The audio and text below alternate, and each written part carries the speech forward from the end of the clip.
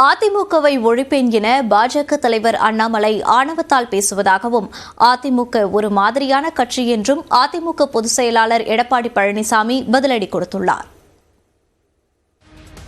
நாமக்கல் தொகுதி அதிமுக வேட்பாளர் தமிழ்மணியை ஆதரித்து திருச்செங்கோட்டில் நடைபெற்ற பொதுக்கூட்டத்தில் கட்சியின் பொதுச் செயலாளர் எடப்பாடி பழனிசாமி கலந்து கொண்டார். அப்போது பேசிய அவர், ஏழைகளுக்கான அதிமுக அரசின் பல திட்டங்களை திமுக அரசு நிறுத்திவிட்டதாக குற்றம் சாட்டினார். திமுக ஆட்சியில் சட்டம் ஒழுங்கு சீர்கெட்டு விட்டதாகவும் அவர் சாடினார். இன்றைக்கு நாட்டிலே மக்கள் நிம்மதியாக வாழ முடியவில்லை. பெண்களுக்கு பாதுகாப்பு கிடையாது.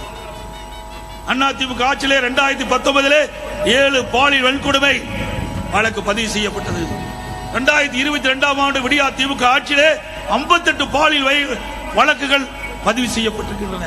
இதையடுத்து சேலத்தில் நடந்த பொதுக்கூட்டத்தில் அதிமுக வேட்பாளர் விக்னேஷுக்கு ஆதரவாக பரப்புரை மேற்கொண்டார். அப்பொழுது அதிமுகவை ஒழிப்பேன் என கூறிய பாஜக மாநில தலைவர் அண்ணாமலைக்கு மேடையிலேயே எடப்பாடி பழனிசாமி பதிலடி கொடுத்தார். பாரதிய ஜனதா கட்சியுடைய தலைவர் அண்ணாமலை இவரு அதிமுக 2024 ஒழிக்கிறாராம். தம்பி, அதிமுகங்கிற கட்சி தெய்வத்தால் உருவாக்கப்பட்ட கட்சி. உங்க பாட்டனையே பார்த்த கட்சி. உன்னை போல எத்தனையோ பேர் இப்படி கொக்கரிச்சாங்க. ஆணுவ திமிரல் இப்படி பேசாதப்பா.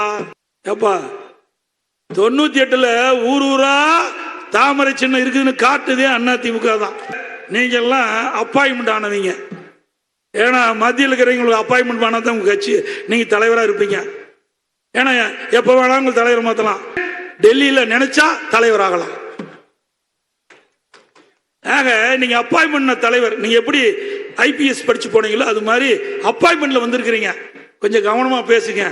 அதிமுக ஒரு மாதிரியான கட்சி, புரிஞ்சுக்கீங்க. திரு கருணாநிதியும் பார்த்தது, திரு ஸ்டாலினும் பார்த்தாச்சு.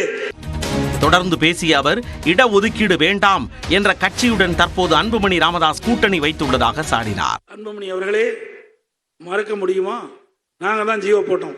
ஜாதிவாரி கணக்கெடுப்பு எடுப்பதற்கு நான் முதலமைச்சர் இருந்தபோது 2020ஆம் ஆண்டு டிசம்பர்ல நான் உத்தரவு போட்டிருக்கின்றேன். ஜீவோ கொண்டு வந்தது நான்.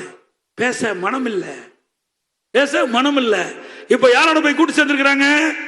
ஜாதிவாரி கணக்கெடுப்பு எடுக்க மாட்டோம் என்று கட்சியோட போய் நீ கூட்டு வச்சிருக்கிறீங்க. அப்ப எப்படி போய் இந்த கொள்கை நிறைவேற்ற முடியும்? மேலும் திமுக ஆட்சியில் அத்தியாவசிய பொருட்கள் மற்றும் கட்டுமான பொருட்களின் விலை கடுமையாக உயர்ந்து விட்டதாகவும் எடப்பாடி பழனிசாமி குற்றம் சாட்டினார்.